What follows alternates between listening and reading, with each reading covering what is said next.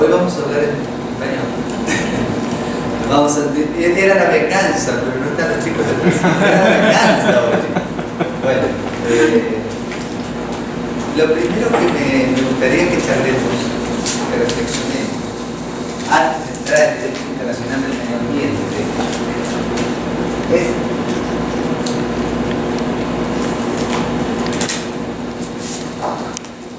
¿qué es el derecho?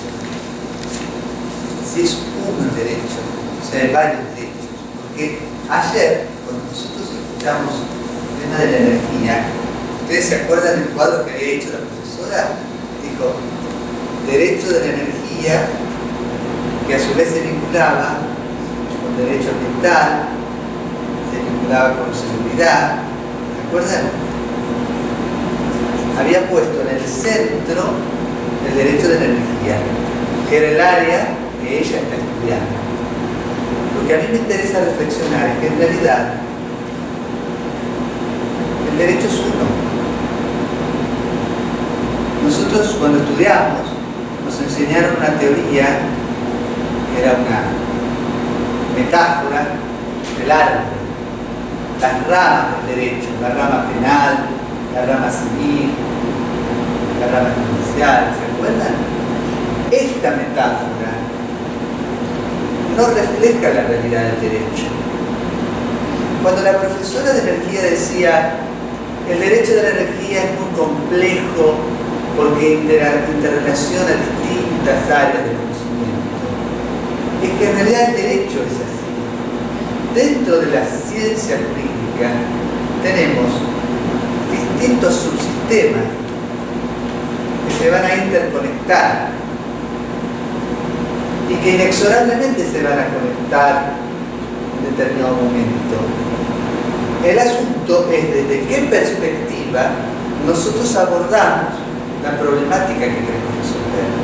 Por ejemplo, si yo empiezo mi clase, voy a empezar en el centro al derecho internacional del medio ambiente y luego veré derecho de la energía, derecho del mar, derecho comercial, derecho penal, porque en todas estas áreas se toca derecho de la energía, claramente tenemos que tener las consideraciones ambientales, derecho penal, hay crímenes internacionales penales, crímenes internacionales vinculados al medio ambiente, derecho comercial, ayer hablábamos de CIANI, hablábamos de las cláusulas ambientales en el TBI, de manera tal que la única manera de abordar la ciencia jurídica es entender que es un todo, pero nosotros, por especialidad, porque queremos acortar el objeto de conocimiento, vamos a partir desde un lado. Partiremos de derecho a la energía, partiremos de derecho internacional del medio ambiente.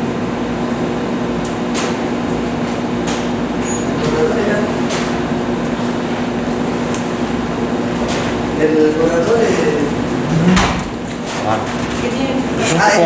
Ok. Hola Carlos, bienvenido. Adelante. Acá acaba de llegar Carlos, que es penalista, por ejemplo. Él trabaja derecho penal. Y uno diría, derecho ambiental y derecho penal. ¿Qué tiene que ver? Bueno, pues tiene mucho que ver. Ahora se está hablando, por ejemplo, de la construcción de un tipo penal nuevo, que es el ecocidio, como un tipo penal internacional particular. Se habla de ampliar las competencias de la Corte Penal Internacional, de manera tal que cuando nosotros vemos un área de conocimiento como el clima, tenemos que entender que es un subsistema dentro de un sistema integrado de normas, principios, reglas. De ahí la dificultad de abordaje que tenemos. Entonces tenemos el Lima. Ahora, el Lima, que es un subsistema dentro del derecho internacional, tiene sus particularidades.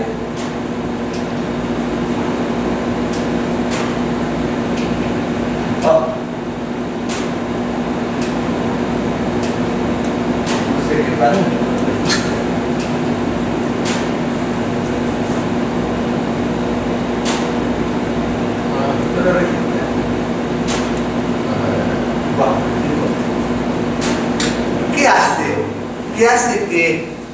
¿Qué hace que haya un subsistema para ustedes? ¿Por qué podemos hablar de un subsistema?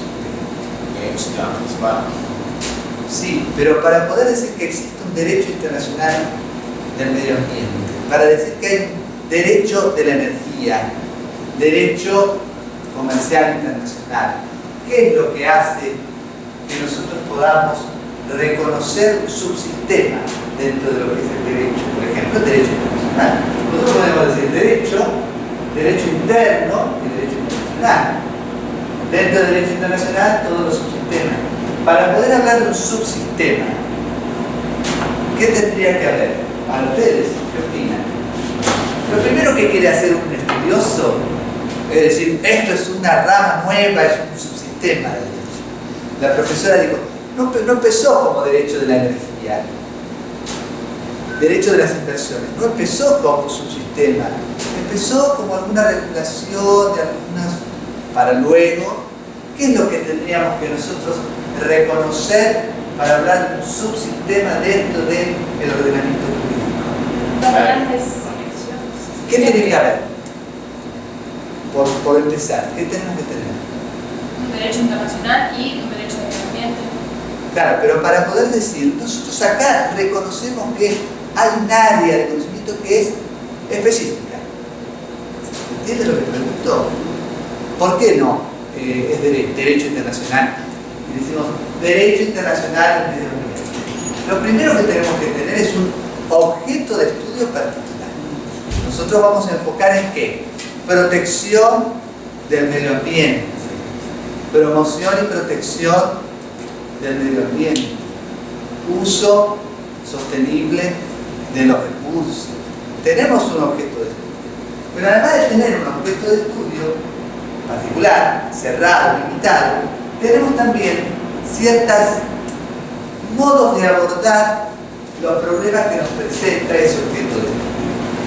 Por ejemplo, ¿cómo funcionan las fuentes de derecho? ¿Funcionan igual que en otras áreas o tienen particularidades? Segundo, ¿cómo se interpretan las normas? ¿Existen criterios de interpretación propios de este subsistema? En derecho laboral, ¿existen criterios de interpretación? ¿Cuáles? Indubio pro operario.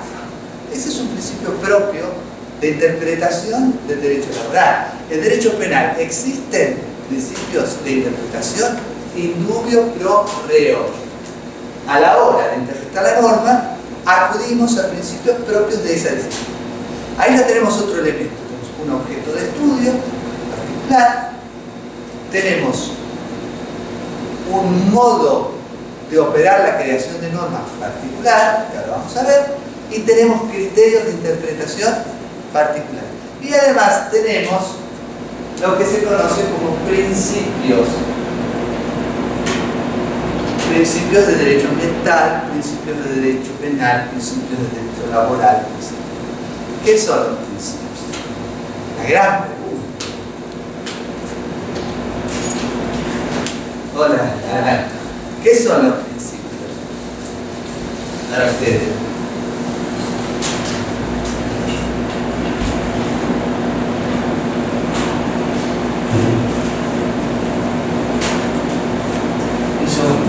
Bajo las cuales tienen que ser creadas las normas de derecho ambiental, son los que le dan, encaminan a las normas a ciertas características nacionales. Modo de interpretación.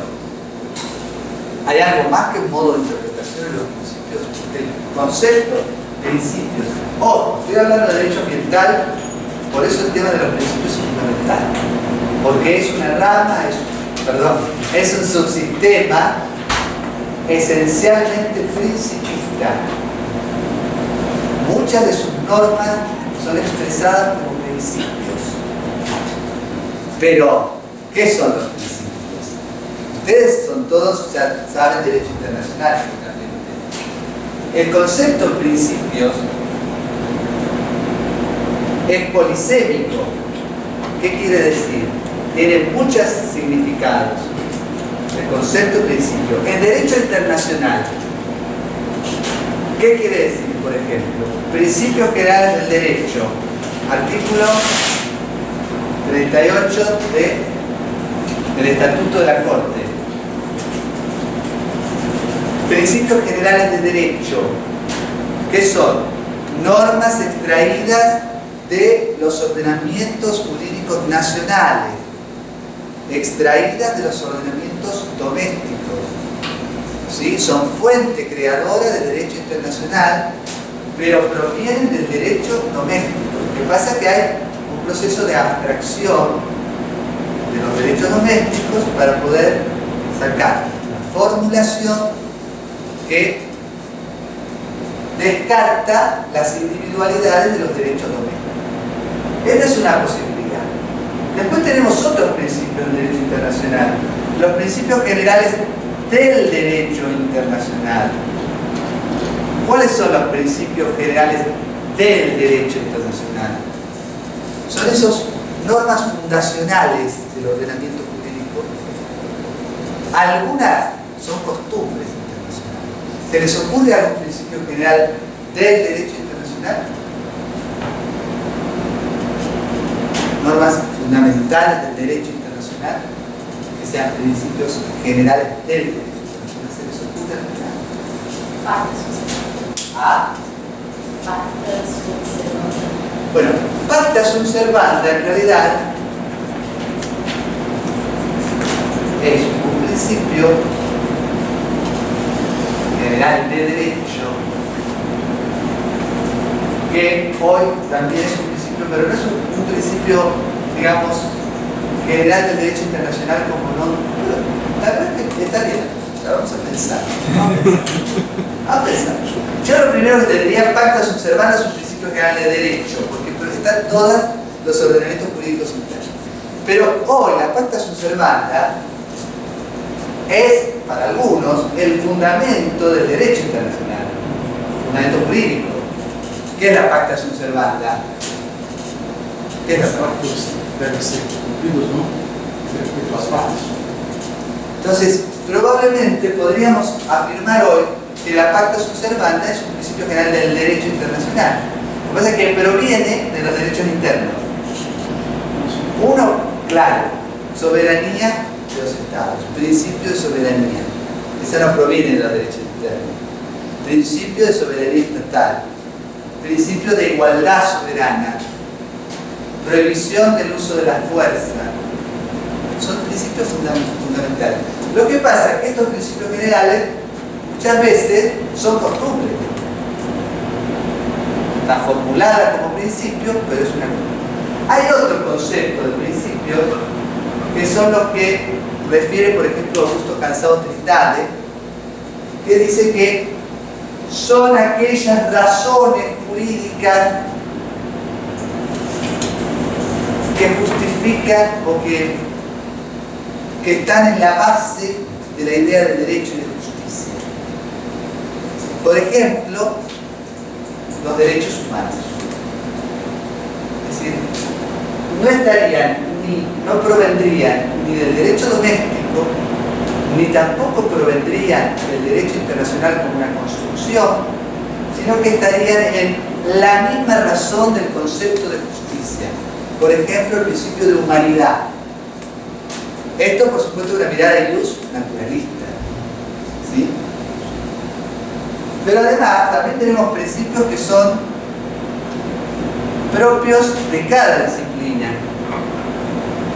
Porque hemos visto que el derecho penal tiene principios, el derecho ambiental tiene principios, el derecho comercial tiene principios, trato igualitario, vieron que vimos en inversiones, cláusula de nación no favorecida.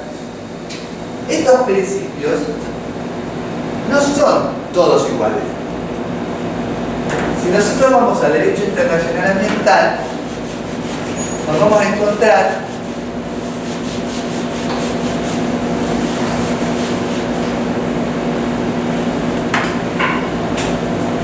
con una proliferación de principios y con una declaración de principios que no todo es lo mismo.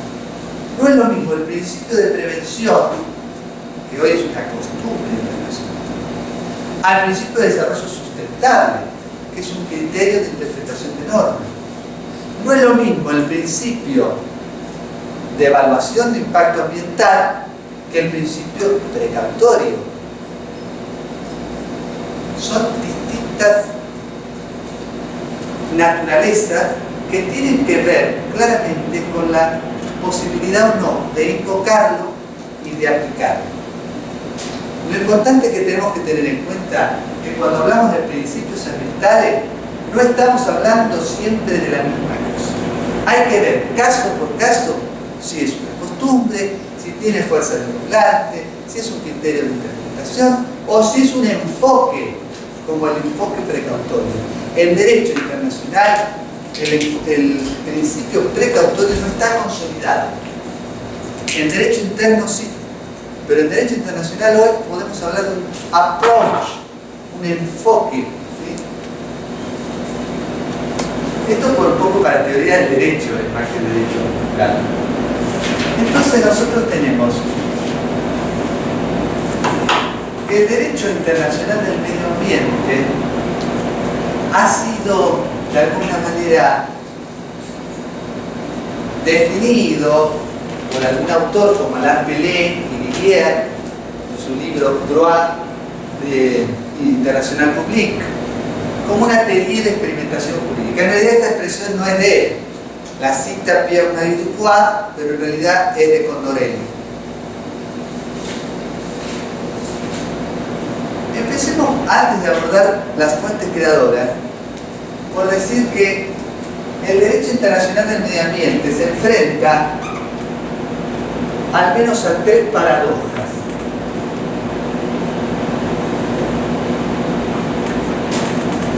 La primera paradoja que yo encuentro es que nosotros tenemos que regular un mundo que está dividido políticamente, en donde hay unidades de poder, que son los estados, que ejercen soberanía sobre su territorio, pero estamos regulando una temática que es el medio ambiente.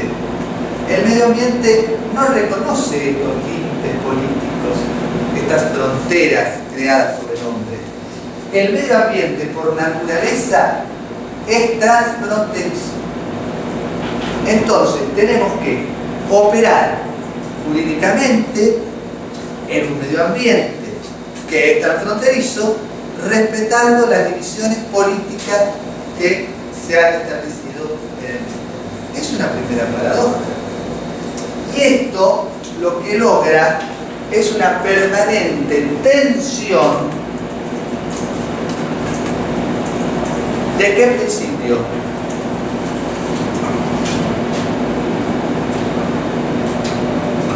Del principio de soberanía estatal.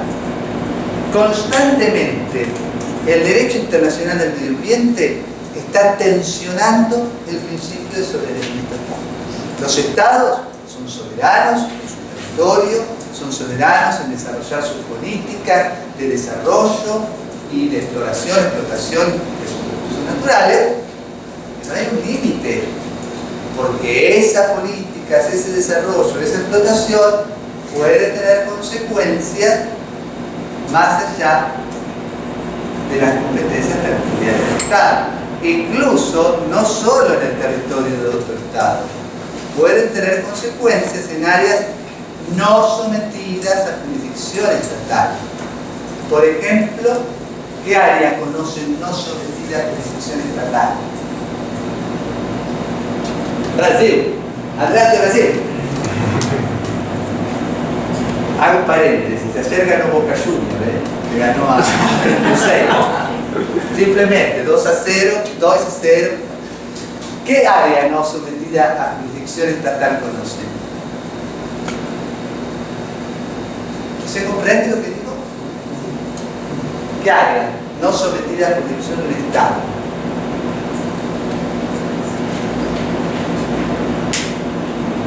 No. Operador. Cara, pô, tem que saber.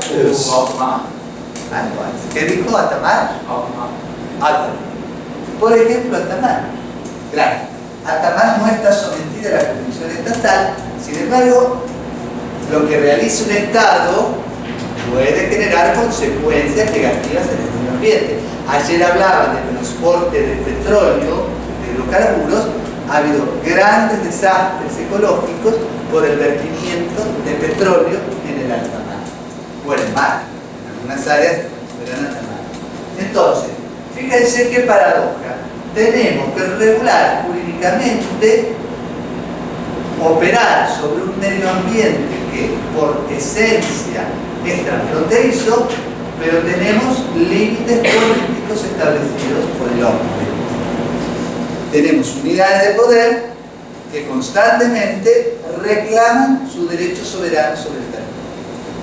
Esa es la primera paradoja que tenemos. La segunda paradoja que tenemos son las desigualdades en materia de desarrollo de los estados.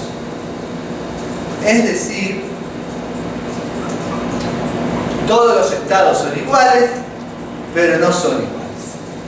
Todos los estados jurídicamente son iguales, pero a la hora de verificar tenemos países desarrollados, países en vías de desarrollo, con economías en transición, y tenemos países muy pobres. Entonces también esto es una paradoja, porque ¿cómo vamos a frenar el desarrollo de estados pobres que tienen que basarse en sus recursos naturales?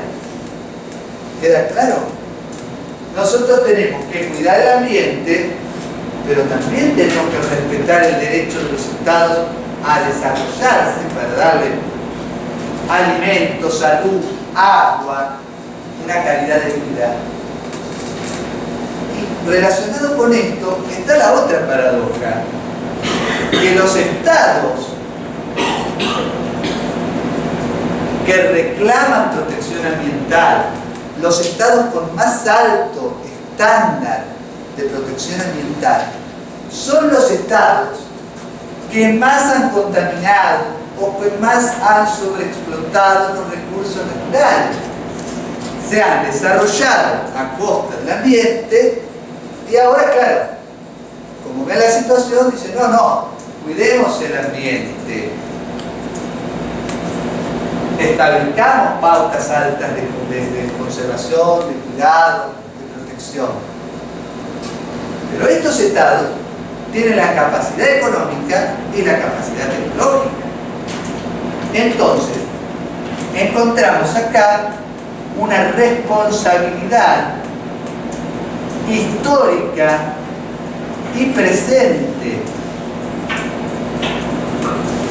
de los estados más desarrollados. Había un gráfico que mostraban, creo que antes de ayer, o ayer, sobre energía. Mostraban el consumo energético de los países. Los países más desarrollados son los que más consumen energía, por lo tanto, más recursos naturales consumen. Fíjense cómo es el panorama, ¿no? Es difícil. Estamos hablando de una asimetría muy importante en el mundo y un interés común por cuidar el ambiente. ¿Cuál sería la solución en términos generales? ¿Qué les parece a ustedes? ¿Qué debería haber si nosotros pensáramos en una utopía? No es lo que pasa, pero ¿qué debería pasar? Que alguien lo regule, que haya un ente que se encargue de redistribuir ese desarrollo. Bueno, eso sería una gobernanza global de recursos, pero ojo que eso esconde también una trampa. ¿Qué es lo que tendría que haber en el mundo? Sobre todo, insisto, los estados, porque ejercen un rol fundamental en los estados. Por más que nos pese, los que los estados más siguen. desarrollados, que son los que más contaminan, desarrollen ellos energías que no contaminen tanto. Y además de desarrollar tecnologías que no ¿qué tendría que pasar para que estos estados pobres logren un desarrollo adecuado?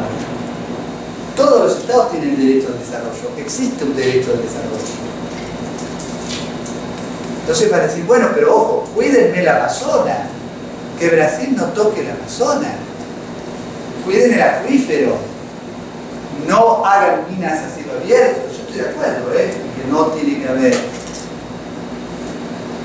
Dejen de la explotación pesquera de los pueblos que viven de la explotación pesquera, porque está saturado el stock de pesca. Ustedes pregúntenle a un minero, a una persona que vive en un pueblo minero, si él considera que hay que cerrar la mina a cielo abierto. ¿Qué les van a decir? No, Porque es su fuente de vida, su fuente de trabajo. Entonces, la única solución acá es la cooperación. La cooperación internacional y sobre todo la cooperación de los estados que se han desarrollado a punta del ambiente, que tienen más capacidad económica, financiera y tecnológica, transfiriendo a los estados pobres, a los estados que se tienen que desarrollar, recursos financieros y tecnología, pero tecnología genuina, no venta de servicios tecnológicos, no venta del aparatito cerrado, sino no, la tecnología genuina para poder desarrollar en los países tecnología propia. ¿Sí? Esto sería el ideal. Por supuesto que la institucionalidad, Violeta, la institucionalidad siempre sirve, pero en términos generales, un mundo mejor sería un mundo en donde prime el principio de cooperación y un principio que a Wagner Meneses, profesor brasileño, amigo mío, le encanta, es decir, es el principio de solidaridad entre los estados. Bueno, un poco para tener en cuenta este telón de fondo, ¿no? Pero después hay otro telón de fondo que a mí me gustaría comentar. Cuando nosotros hablamos de protección del medio ambiente, ¿de qué estamos hablando también?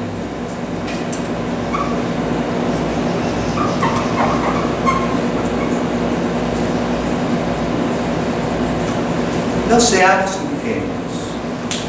Detrás de la protección ambiental siempre está la economía.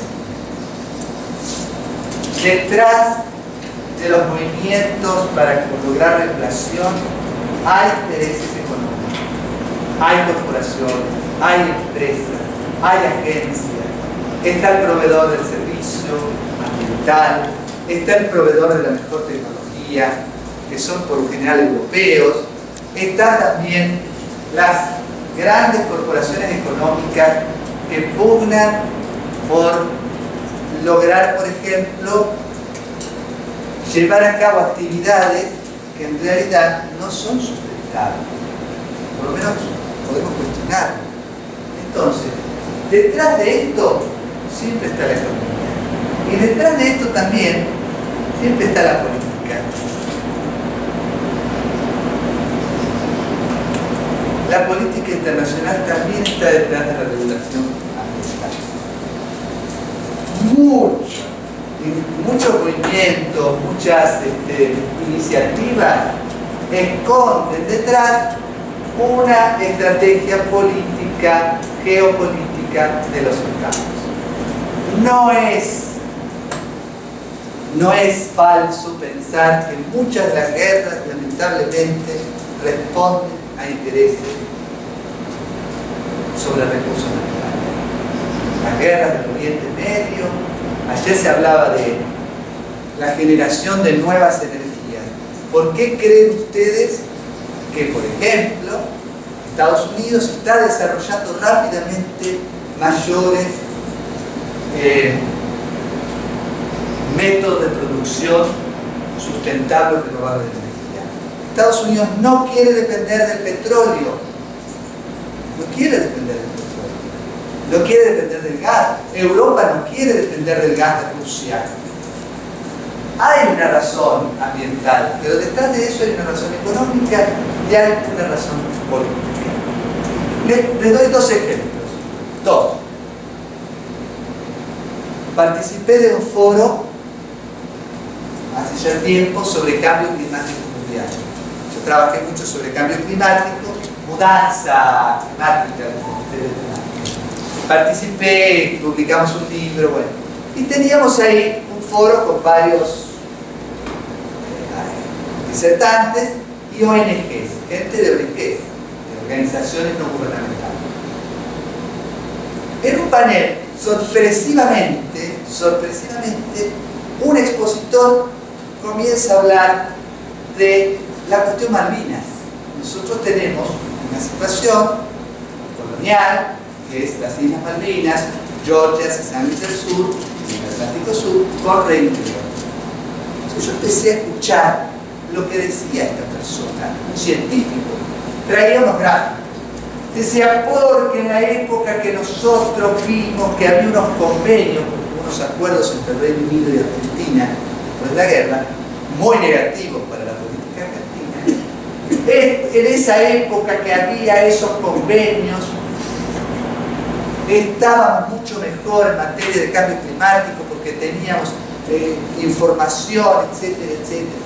Yo quedé sorprendido porque estaba en un foro sobre cambio climático mundial y había un panel que hablaba de la cuestión Malvinas. Entonces vino el programa acá y decía Fundación ONG Avina, apoyada por quién? Foreign Office del Reino Unido. La plata de esa ONG provenía del Foreign Office del Reino Unido. Y en un panel sobre cambio climático se estaba instalando la cuestión de la criminalidad. Un ejemplo, para que vean. Hola, de nada. Buenas noches. Otro ejemplo. Perdone que a mí me gusta reflexionar juntos, tratar de pensar juntos. Ustedes saben que el Mercosur y la Unión Europea hace muchos años, están tratando de negociar un acuerdo birregional. Hace 20 años. Parece que se firma, y no se firma. Este acuerdo posible se está negociando en silencio. Nadie sabe nada. En Mercosur no sabemos nada. En la Unión Europea un poquito. Pero se filtraron, yo creo que algo lo dije esto, ¿no? Se filtraron documentos, Greenpeace filtró 177 páginas de los documentos de negociación entre Mercosur y la Unión Europea. Hasta ahí, todo bien. Hay un capítulo sobre desarrollo sustentable, o sea, sobre el ambiental. ¿Qué aparece en ese acuerdo? Futuro acuerdo.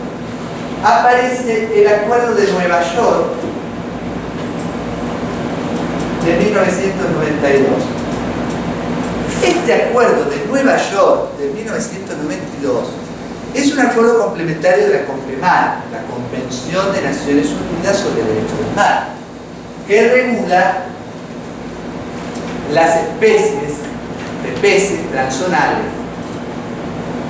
Este acuerdo Argentina no lo ratificó, y no lo ratificó porque políticamente es inconveniente por la cuestión Malvinas, porque reconoce al Reino Unido como Estado ribereño.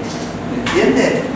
Este acuerdo de Nueva York de 92 políticamente no le conviene a Argentina. Argentina no lo ratifica. Sin embargo, en el acuerdo de Mercosur-Unión Europea que se está negociando, metieron el acuerdo de Nueva York como si fuera algo ya decidido. Fíjense cómo opera todo esto. ¿Se dan cuenta? La negociación internacional es como un caballo de Troya. A veces entra camuflado y hay que estar muy, pero muy atento. Este es el telón de fondo para mí del libro. ¿Alguna reflexión? ¿Algún comentario? ¿No? Bien, cuando empezamos, yo les dije que concebía derecho común un todo, la ciencia jurídica como un todo, el derecho es un solo, hay subsistemas que se interrelacionan, depende de donde nosotros nos paramos, vemos desde el derecho ambiental, desde el derecho penal, desde el derecho civil, bien. Pero dijimos que para hablar de un subsistema teníamos que tener ciertas características, un objeto de estudio particular, una forma de creación de normas diferente, una manera de interpretar las normas también particular, y dijimos que el clima goza de esas características. Por eso se ha dicho que es un atelier de experimentación jurídica. Y acá algunas de las características de este subsistema. En el derecho internacional del medio ambiente hay una gran presencia de soft law. ¿Qué es el soft law? José conoce qué es el soft law. Derecho blando, derecho de información. ¿Es derecho? ¿No es derecho? ¿Qué opinan? Porque si no es vinculante, algunos autores dicen en realidad no es derecho.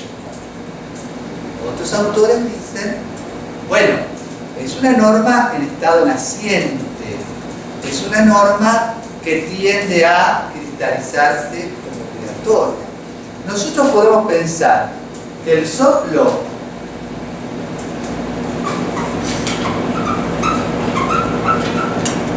es una técnica legislativa, por un lado, y también es un producto. Técnica legislativa, ¿por qué? Porque es una manera progresiva, de a poquito, de ir regulando la cuestión ambiental.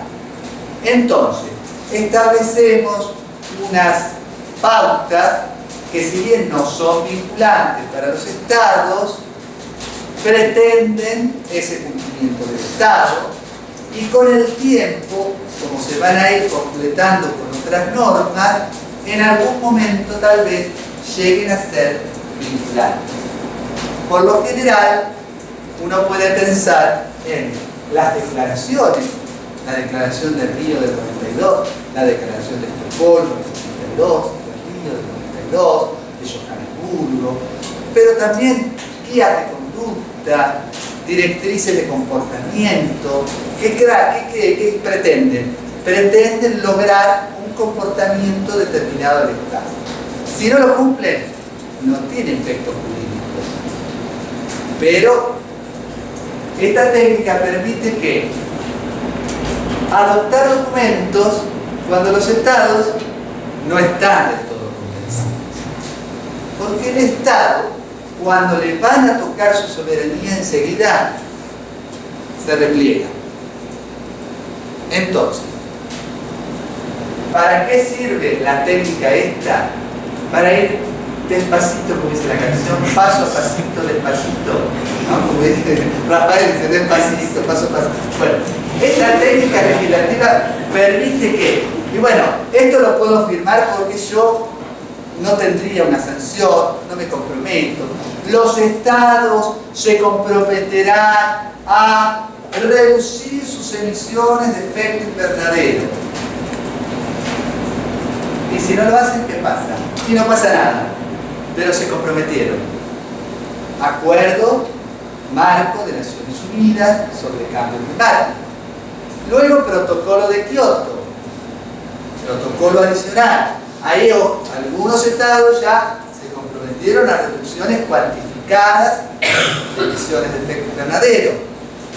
Empezamos como a ajustar. Entonces, esta técnica se utiliza mucho en derecho ambiental. ¿Sí? Pero también es un producto. Nosotros podemos mirarlo jurídicamente y decir, bueno, ¿qué es el soft law? Además de la técnica. Es un instrumento, sí. ¿Este instrumento es vinculante? Y no, en principio no. ¿Por qué no es vinculante? Y porque no es un tratado. Una declaración de principios o una guía de conducta no es un tratado. No hay una firma de compromiso. compromiso estatal. Pero ojo, que hay tratados que tienen muchas normas de soft law, porque además del instrumento en sí, es soft law el modo de redacción.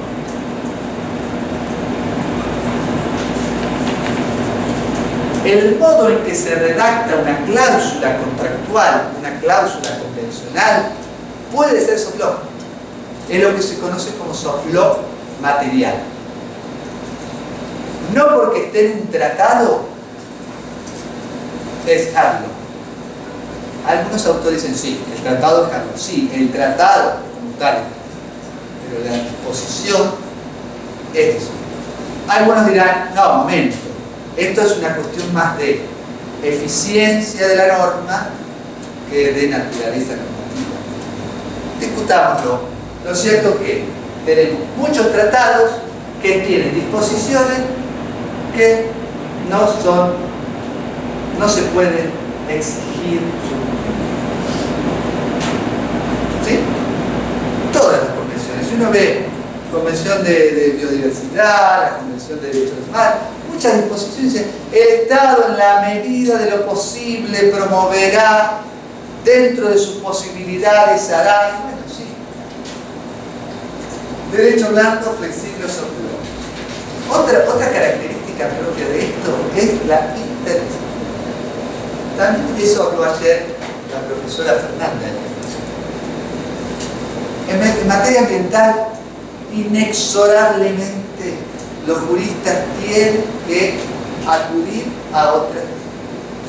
Es más, si uno mira los tratados ambientales, suele haber una primera parte, artículos, donde hay definiciones. Porque si no, ¿de qué hablamos? ¿Qué es un gas de efecto invernadero? ¿Qué es un sumidero? Tenemos que saber cuáles son los gases de efecto invernadero, cuáles son los sumideros, qué quiere decir residencia. Entonces, nosotros tenemos que inexorablemente abrevar en otras disciplinas para poder darle contenido a la norma. Y esto se ve, ojo, esto se ve mucho a la hora de resolver las controversias internacionales. Cuando un tribunal, un juez o un árbitro tiene que decidir, y es una cuestión técnica, científica, ¿cómo lo va a hacer? Tendríamos que mirar jurisprudencia, no sé si vamos a llegar. Otra característica es la participación de actores no estatales. En derecho ambiental, como un poquito lo dije antes, hay una gran participación de otros actores que no son los estados. Algunos del profesor, como caso de utilidad, dicen, basta de actores, son sujetos. No todos son actores de la realidad internacional, que son muy importantes, pero no son sujetos de derecho internacional. Por ejemplo, las ONG. Las ONG muy activas en materia ambiental. ¿Me comprenden lo que es palo? ¿Sí? ¿Turbón? ¿O más o menos? ¿Más despacito? Estás bien. Sí, pero atrás no entiendo. Ok. Las ONG, organizaciones no gubernamentales, actores esenciales en instalar problemáticas ambientales, proponer normas ambientales, denunciar situaciones, son muy importantes. Otros actores, las empresas y las corporaciones, los agentes económicos son también actores importantes en este tema. De hecho, muchos regímenes de responsabilidad civil en materia ambiental van dirigidos a los actores económicos, no a los estados sino a los actores, al productor, al transportista, al instalador, ¿sí? Es decir, que estamos en una interfase entre derecho internacional y derecho privado, porque en realidad, como los estados no quieren asumir compromisos, canalizan esos compromisos a través del operador. Lo más claro, transporte de hidrocarburos en el mar. Toda una estructura hay, a partir de los tratados, de cómo se regula esta responsabilidad por daño. Pero además de las ONG, además de los agentes económicos, tenemos a la sociedad civil. La sociedad civil cada vez más participa en las cuestiones ambientales. Cuando digo la sociedad civil, una expresión que para mí no tiene mucho contenido, sociedad civil, que la otra es militar, se usa mucho, sociedad civil. Bueno, ¿qué es la sociedad civil? Las ONG, los grupos organizados, los grupos de interés, pero también el ciudadano, el individuo. Nosotros somos la sociedad civil y nosotros participamos cada vez más, o deberíamos participar cada vez más, en las cuestiones ambientales. Y cuando hablamos de participación ciudadana, hay tres accesos. El acceso a la información,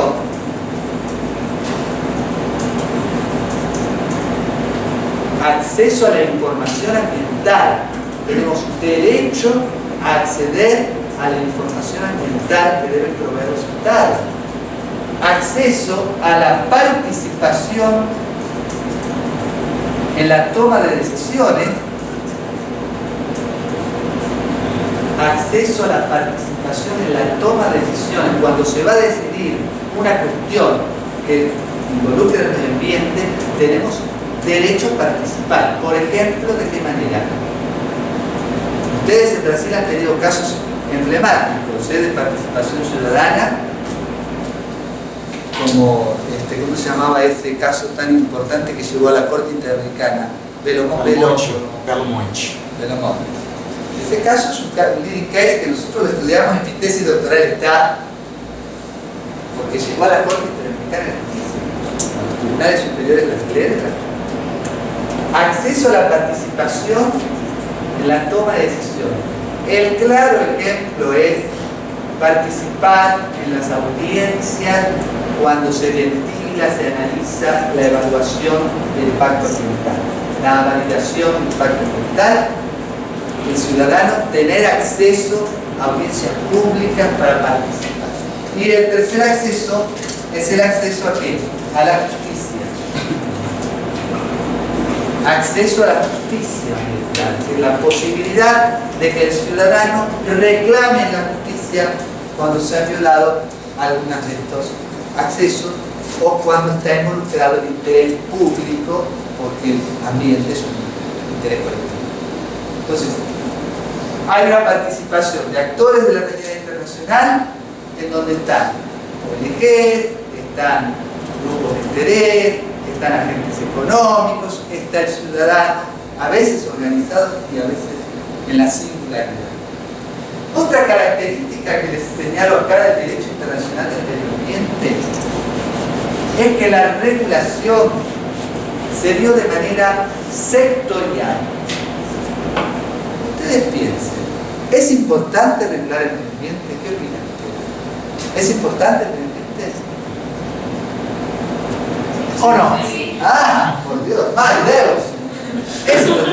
¿Es importante el medio ambiente? No hay una organización internacional sobre el medio ambiente. No la hay. No hay. Hay de comercio, hay de muchas áreas. No hay una organización internacional ambiental. Hay ciertas instituciones como el Programa de Naciones Unidas sobre el Medio Ambiente, que se creó en el 72 después de Estocolmo. Pero no hay una organización internacional. Segundo, no hay un tratado general sobre protección del medio ambiente. No lo hay. Hay sí una iniciativa que se está desarrollando ahora, que es el Pacto Global, que estamos muy ahora. El Pacto Global, que es una iniciativa que está liderando Francia de redactar un tratado general de protección ambiental. Pero al día de hoy no hay un tratado que regule el ambiente en su mundo. se ha dado de manera sectorial. ¿Y qué quiere decir esto? Se han regulado distintos componentes. Se ha regulado el mar, se ha regulado la atmósfera, se ha regulado la biodiversidad, se ha regulado determinados, por ejemplo, animales, las focas, el oso polar, la fauna silvestre, convenio CITES, se ha regulado los humedales, convenio Ramsar, se ha regulado el transporte de productos químicos, Estocolmo, Rotterdam, Basilea, son todos convenios, son todos sectoriales. ¿Sí? El único tratado internacional que regula el medio ambiente como un todo es el Protocolo de Madrid al Tratado Antártico.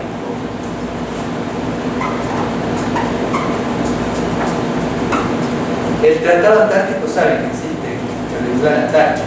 Bueno, el Tratado Antártico tiene un protocolo, que es el Protocolo de Madrid, que protege al medio ambiente antártico en su conjunto.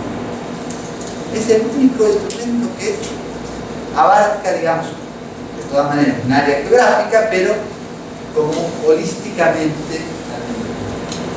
Entonces la regulación se ha dado de manera sectorial y en esta materia es esencial la prevención.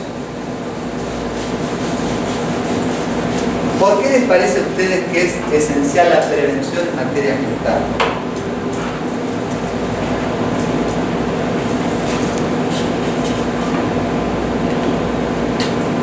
¿Por qué será? Por ahí el daño que se produce después es irreversible o es más costoso. Muchas veces el daño que se produce no se puede reparar porque es menos. Y además, muchas veces ni siquiera se puede determinar el alcance de los daños. Porque los daños pueden ser los de hoy, pero ¿qué sabemos que va a pasar mañana cuando se acumule no solo sino con otros, por ejemplo, agentes contaminantes del cerebro?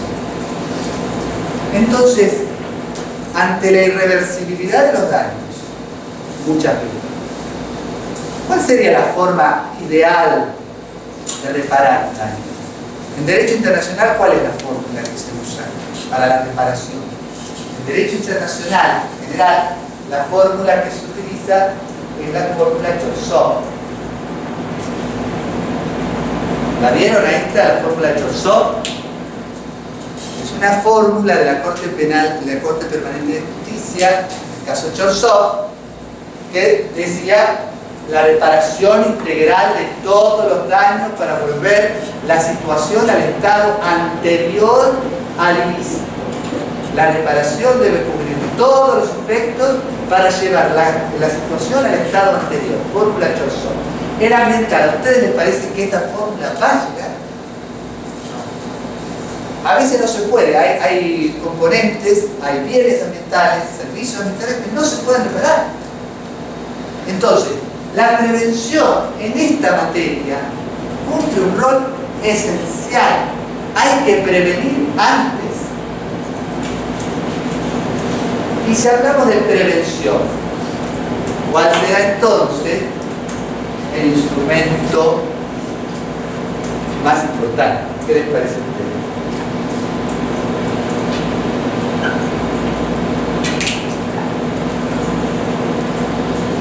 El procedimiento de evaluación de impacto ambiental y el procedimiento de evaluación ambiental estratégica.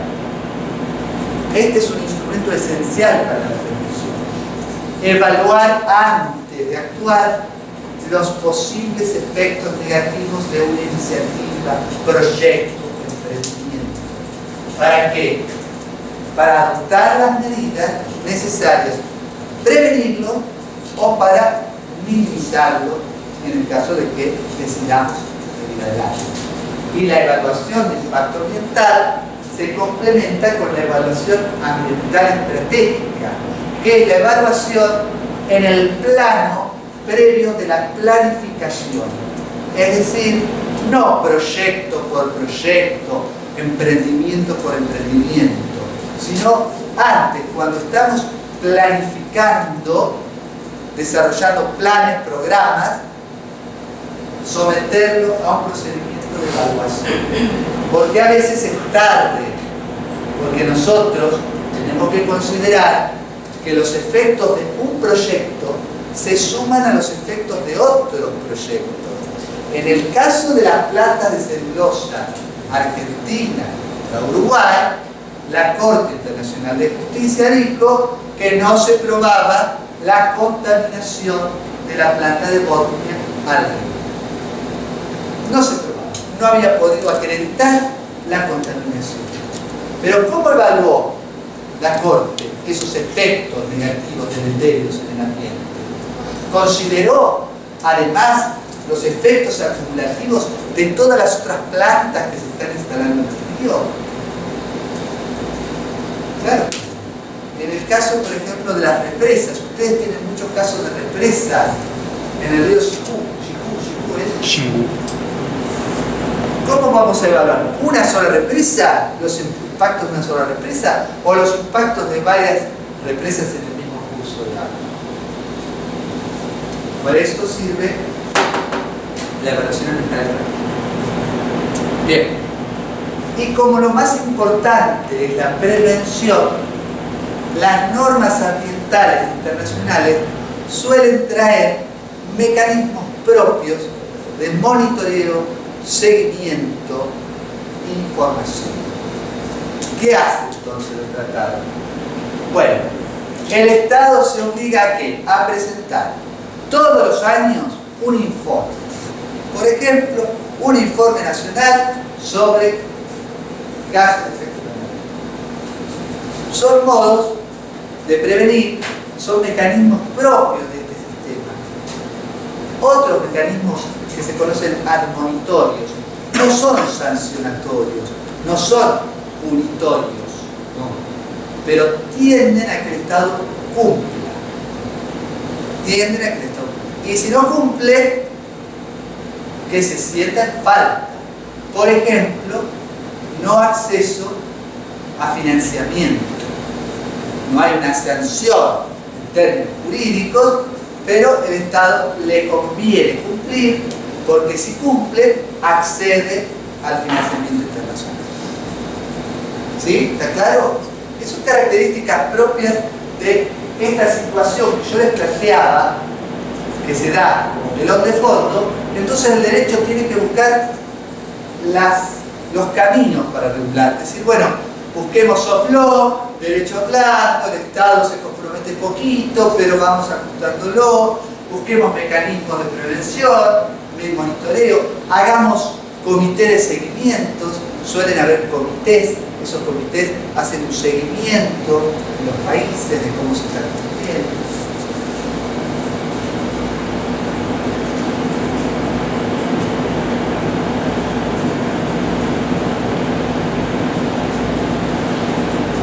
Ah, ya.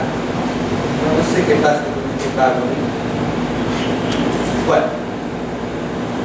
Acá arriba falta cosas. ¿Cuáles son las fuentes? Las fuentes.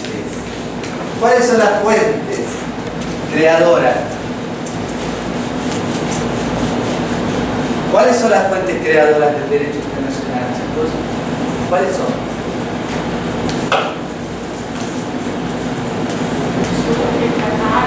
Bueno, va. ¿Qué tenemos primero? Costumbre. Muy bien.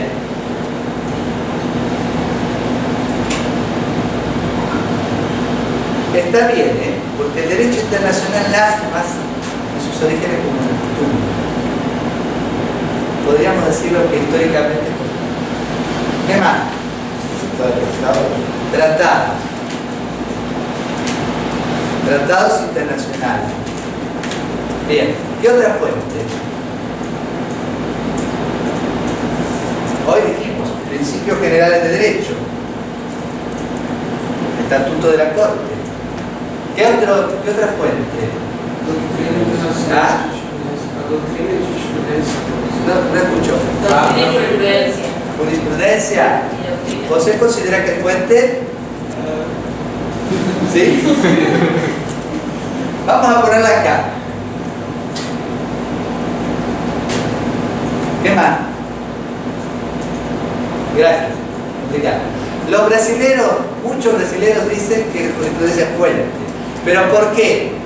Porque hay una gran impronta del maestro Cansado Trindade sobre derechos humanos.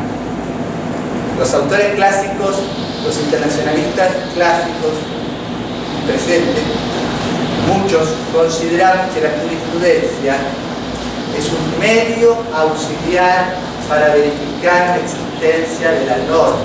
Por lo general, lo que hace la jurisprudencia es declarar la existencia de una costumbre. ¿Por qué? Porque la jurisprudencia resuelve un caso y solo es aplicable a las partes en el proceso. No crea una norma general de derecho. Podemos discutirlo en derechos humanos. En el ámbito de los derechos humanos podemos discutirlo. En el ámbito interno, la jurisprudencia es fuente, sobre todo los fallos de casación o los fallos supremos que interpretan. Pero en derecho internacional podríamos discutir.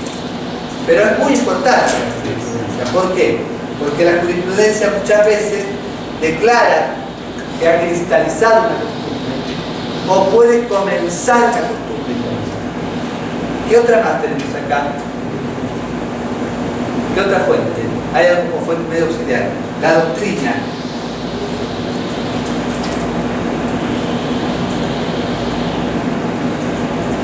Tenemos más. Las resoluciones de las organizaciones internacionales en algunos casos es fuente de derecho, sobre todo para los miembros de esa organización. Y hay más si queremos en materia ambiental, pero vamos a dejarlo acá. Cuando hablamos de Lima, las fuentes son las mismas. Solamente que operan de una manera diferente. Por ejemplo, en materia de tratados, vimos la gran presencia del soft law. Eso hace que un tratado, que es fuente creadora, que es hard law, tenga normas que no son obligatorias o por lo menos que no se pueden hacer cumplir. Pero además, los tratados ambientales se interpretan como todos los tratados, la Convención de Viena sobre el derecho de los tratados, pero hay un criterio de interpretación que se ha reconocido, que es el criterio de interpretación evolutivo. ¿Qué quiere decir esto?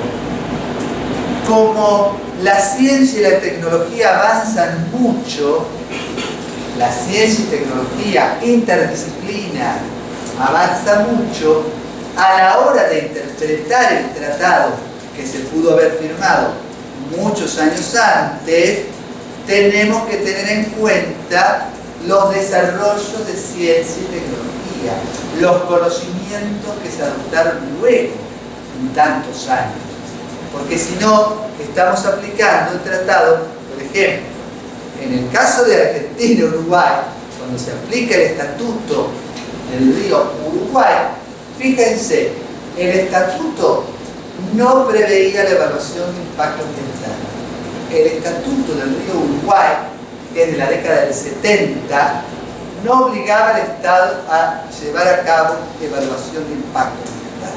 Sin embargo, la Corte Internacional de Justicia, cuando lo interpreta, dice que a la luz de todo lo que ha pasado y a la luz del reconocimiento de este instrumento que es la evaluación de impacto ambiental, consideramos que debemos interpretarlo como que hay obligación del Estado a llevar a cabo la evaluación de impacto. Y además, se interpretan también de manera evolutiva porque los tratados ambientales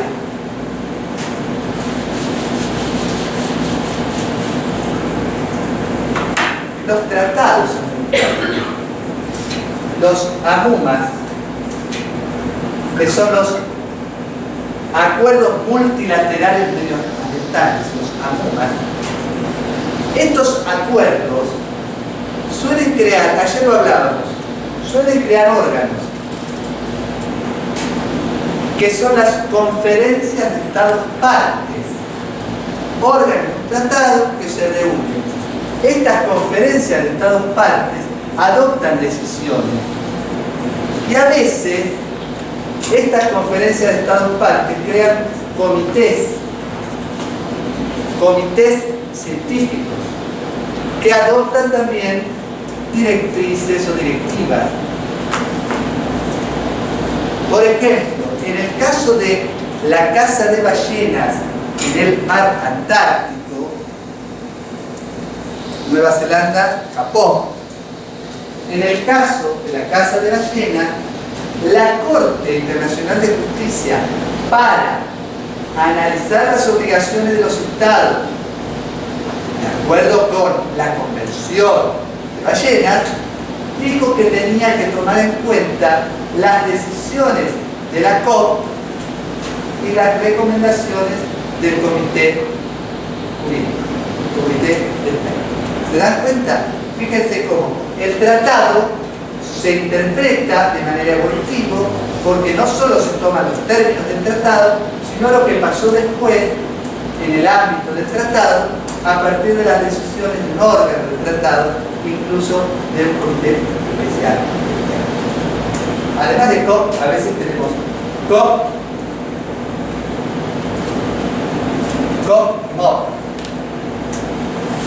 que son las conferencias de Estados partes de los protocolos adicionales. Es un entramado.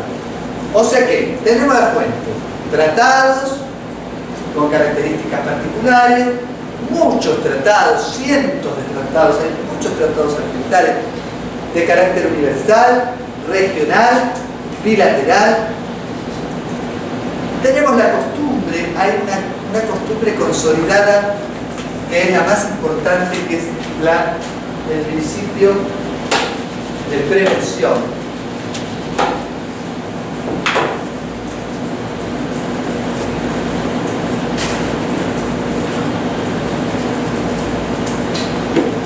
Esta es una costumbre internacional consolidada. ¿Qué quiere decir? Que los tribunales internacionales han declarado que existe una obligación del Estado de prevenir el daño transfronterizo sensible. Hay una obligación de los Estados de prevenir el daño transfronterizo sensible. Que el derecho de soberanía no es absoluto, tiene un límite, no es absoluto. Hay que usarlo de manera inocua, es decir, de manera de no causar un daño sensible en el territorio de otro Estado o fuera de la jurisdicción nacional. Entonces debe prevenir el daño. ¿Qué quiere decir? Adoptar todas las medidas que estén a su alcance para prevenir que se produzca un daño más allá de sus fronteras. Esto es una costumbre consolidada que ha sido reconocida, incorporada en muchos tratados, pero reconocida por las jurisprudencias internacionales. En particular, el caso Capsico con Aguímaros, el caso Argentina-Uruguay, la frontera, el caso de la opinión consultiva sobre uso o amenaza de uso de armas nucleares. Algo de eso, si quieren, rápidamente les muestro, pero hoy es una costumbre bien consolidada el principio de prevención del daño. Otra costumbre consolidada es la evaluación de impacto ambiental. La obligación del Estado de llevar a cabo un procedimiento de evaluación cuando hay riesgo de producir un daño transfronterizo sensible. El problema de esta costumbre es que no precisa el contenido y alcance del procedimiento. No está claro cómo debe llevarse a cabo la evaluación de impacto ambiental en el plano internacional. Tendríamos para hablar. Algunos entienden que remitirse directamente al derecho interno de cada Estado. Yo no creo eso, yo creo que hay contenidos propios del derecho internacional. O sea que la costumbre es fundamental. El principio de prevención es un principio fundamental en la vida. Los tratados muchísimos tratados con esas características y ese modo de interpretación. Principios generales de derecho, no estoy hablando de principios generales de derecho en los términos del artículo 38, sino principios generales del derecho internacional ambiental. Tenemos este que es una costumbre, el principio de evaluación de impacto ambiental, que es una costumbre, pero tenemos también principios emergentes, es decir, no están consolidados como normas jurídicas para algunos, para otros sí. Y acá yo les anoté varios. El enfoque precautorio, algunos dicen que es un principio, muchos estados dicen que todavía es un enfoque porque no está claro su contenido. El principio de quien contamina paga, es decir, la obligación de compensar el daño por parte del operador, que se traduce en la internalización del costo ambiental. ¿Qué quiere decir? Cargarle al producto un costo que compense la externalidad negativa en el ambiente. Todos contribuimos a la protección del ambiente con ese costo que se incorpora al producto. Responsabilidad intergeneracional. Esto tiene que ver con desarrollo sostenible. La idea de que el desarrollo debe ser sostenible para las generaciones presentes y para las generaciones futuras. Los que vivimos en el presente tenemos una responsabilidad para las generaciones futuras. Responsabilidad común pero diferenciada. Es lo que hablaba al principio. ¿Se acuerdan? Las asimetrías de los estados, las distintas responsabilidades de los estados, históricas y presentes, se reflejan en este principio que fue recogido en Río del 92 y fue un gran logro de los países en vías de desarrollo en el año 1992. Principio de desarrollo sustentable, que este principio sirve para interpretar otras normas. A la hora de interpretar una cláusula, podemos aplicar el desarrollo sustentable. El enfoque ecosistémico, esta es la idea de concebir al medio ambiente como un todo. Cuando uno analiza en la sentencia de la Corte Internacional de Justicia de este año, Costa Rica contra Nicaragua, compensación de los daños, la Corte aplicó un enfoque ecosistémico para determinar la compensación. Y el principio de no regresión, que tampoco está consolidado en el derecho internacional, pero sí en muchos derechos, por ejemplo en la Unión Europea, es el principio de que no se puede volver atrás cuando se logró cierto estándar de protección. Es decir, la imposibilidad de retroceder en estándares de protección. En la Unión Europea está consolidado. Algunos consideran que el principio de no regresión comprende al principio de progresividad. En la Argentina, la Ley General del Ambiente habla del principio de progresividad. ¿Qué quiere decir? Que los objetivos ambientales se tienen que ir buscando de manera progresiva. No es igual que la regresión, pero muchos autores entienden que la progresividad está subsumida en el principio de no regresión. Bien. ¿Alguna pregunta hasta acá? Sí. Você falou entre os tratados de direito internacional do meio ambiente, existe um critério evolutivo de interpretação desses instrumentos. Inclusive, vários tratados, esses alunos, possuem órgãos dentro deles, como esses alunos, que têm órgãos dentro deles que permitem uma interpretação evolutiva, como as COPs, que têm decisões e recomendações. Mas quando não há previsão desses órgãos, quem é que faz a interpretação evolutiva? É a doutrina? Se sim, ela não seria uma fonte um pouco maior de direito, vamos dizer? Muchas gracias. Bueno, sí. El criterio de interpretación evolutiva del tratado no requiere que haya una COP ni requiere que haya un órgano de la conferencia. El criterio de interpretación evolutivo en realidad se construyó en materia de derechos humanos, proviene de los derechos humanos. Es el criterio que dice que los tratados son instrumentos vivos. Y entonces cuando los interpretamos, tenemos que hacerlo a la luz de los desarrollos que hubo en ese tema.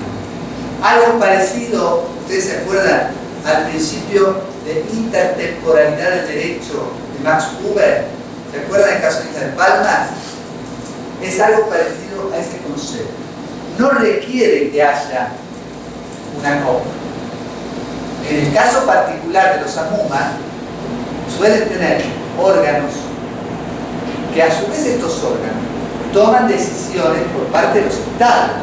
O sea que si ustedes se fijan, siempre va a estar la voluntad estadual ahí. No estamos hablando de una fuente nueva creadora, estamos hablando de la voluntad del Estado expresada, primero al firmar el tratado, al crear el órgano y la forma de decisión. Por eso no es una nueva manera de crear normas. Si no hubiera, o aunque lo haya, una copia, el que va a hacer la interpretación siempre va a ser el juez, el árbitro o la corte. La interpretación, que se llama por un tercero, puede ser la interpretación que hace el mismo órgano legislador, la interpretación va a ser el juez o el árbitro. ¿Y qué va a hacer? Va a aplicar la misma fuente que es el tratado. No va a aplicar una nueva fuente. Lo que pasa es que a ese tratado lo va a interpretar conforme a los criterios de interpretación de Viena, Convención de Viena sobre el derecho de los tratados, que este criterio no se opone a los criterios de interpretación de Viena del 69. Entonces, siempre vamos a estar en la misma fuente creadora. Simplemente un modo para que el intérprete logre una aplicación temporaria de una norma que a lo mejor se dictó. Por ejemplo, en el caso de las ballenas, se estaba discutiendo un programa científico que estaba llevando a cabo Japón con ballenas en el Antártico. Era un programa científico. En realidad estaba matando ballenas en cantidad. Entonces se lo denunció porque dijo, no, esto no es un plan científico, esto es caza de ballenas que está prohibida. ¿Qué pasó? Los métodos que utilizaba Japón que decía, yo necesito matarlos para poder estudiarlos. Claro, para poder estudiar necesito matar los especímenes, etcétera, etcétera.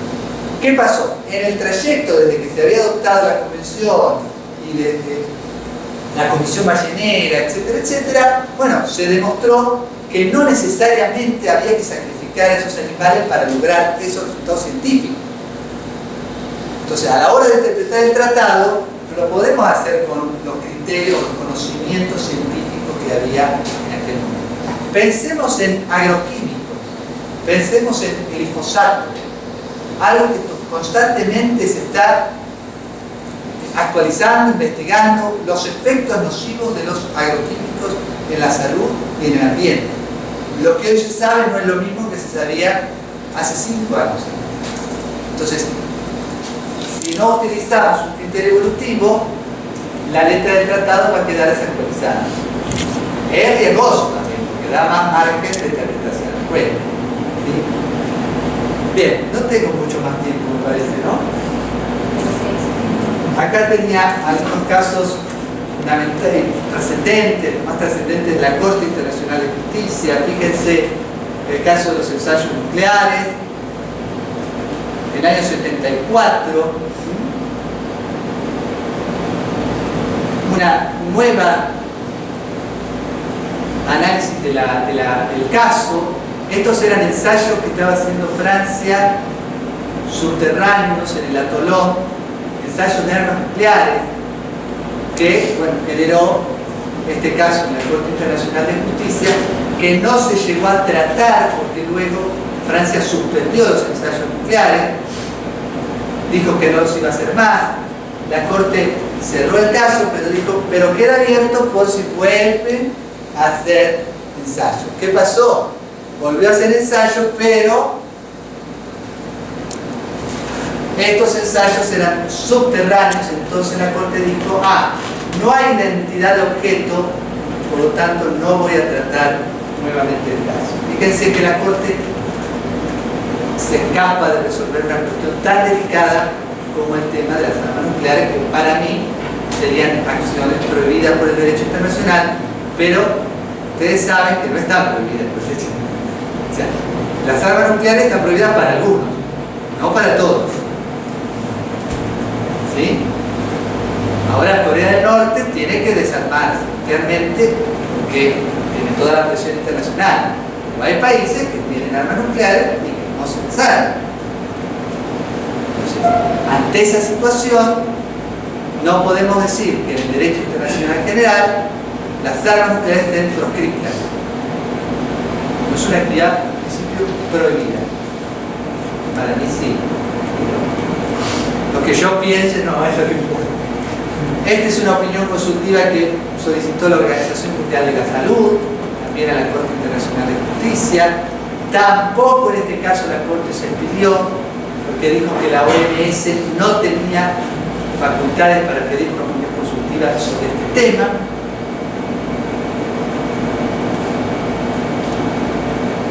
Sin embargo, dijo esto que es importantísimo. En este caso, del año 1996, la Corte Internacional de Justicia cosificó al medio ambiente, le dio una entidad propia, sacándola del concepto de soberanía estatal, porque hasta ahora siempre cuando se hablaba de medio ambiente se lo estaba vinculando con la soberanía del otro estado. Es decir, hay que evitar el daño al otro estado, hay que evitar transferir contaminación al territorio del estado. Acá por primera vez la Corte habla del medio ambiente sin necesidad de enlazarlo a la soberanía territorial del otro estado. El caso Gapsico con Aguímaros del año 1997 en Eslovaquia, un caso también muy interesante sobre un curso de río internacional, el río Danubio. El caso de Argentina, Uruguay, plantas de celulosa. Lo más importante de este caso es que se consolidó el principio de evaluación de impacto ambiental. El caso de las casas de ballenas en el mar Antártico del año 14. El caso Costa Rica-Nicaragua, que en realidad son dos casos en uno, Costa Rica-Nicaragua, Nicaragua-Costa Rica, del año 2015. Y acá faltan otro caso, que es el caso de este año, que es Costa Rica contra Nicaragua, en donde la Corte determina la compensación que Nicaragua debe pagar a Costa Rica justamente por haber sido condenada en este caso. En el año 2015 la Corte condena a Nicaragua porque dice que violó su integridad territorial, porque ingresó a territorio costarricense, hizo unas excavaciones de unos caños. Entonces en 2015 dijo, vamos a dejar para más adelante la determinación del monto, la compensación. El año 2018 la Corte dicta su sentencia de mérito, fija la indemnización. Y es muy importante el caso de este año porque por primera vez la Corte establece una compensación por daño ambiental. Es la primera vez que la Corte fija un monto a pagar por un daño ambiental per se. ¿Qué quiere decir? Un daño al ambiente en sí mismo.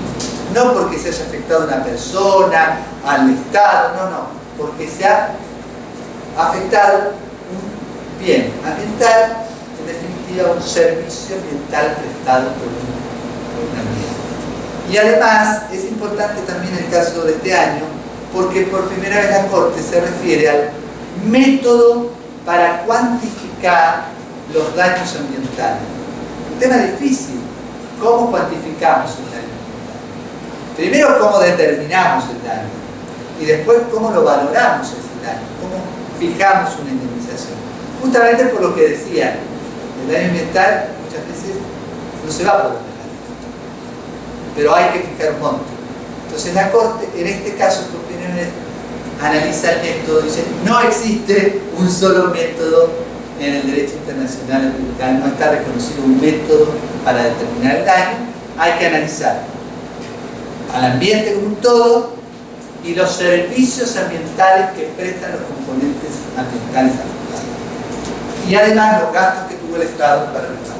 Bueno, finalmente esto tiene que ver con los principios ambientales. Pero bueno, este PowerPoint se desarmó todo. Creo que hasta acá está bien, ¿no?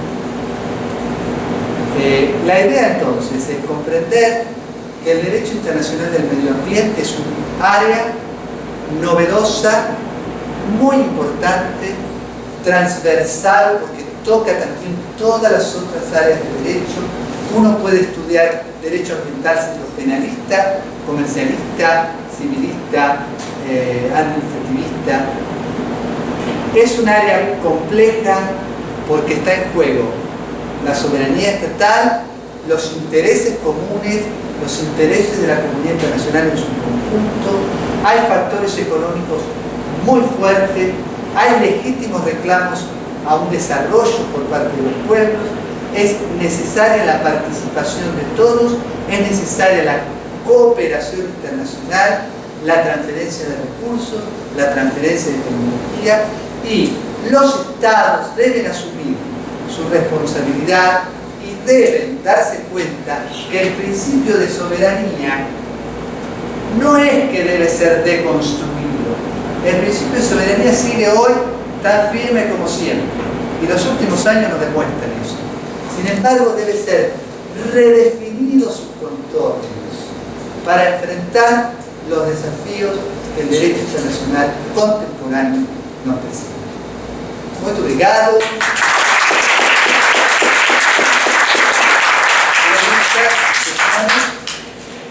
Now?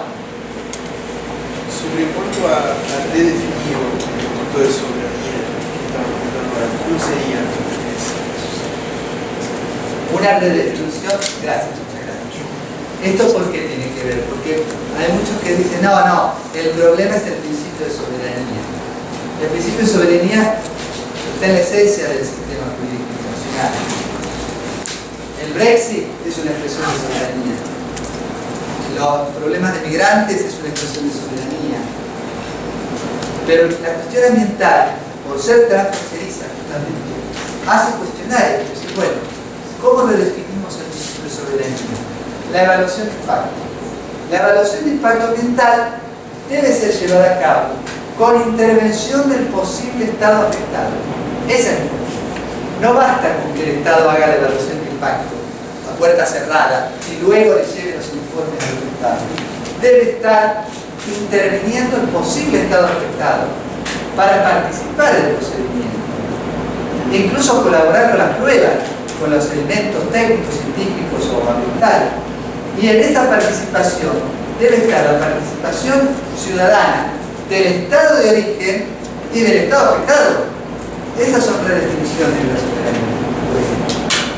Muy claro que la soberanía sigue, es un principio que está vigente, pero tenemos que ver cómo la cooperación y cómo la solidaridad nos llevan a que esa soberanía no sea un obstáculo para lograr una protección ambiental.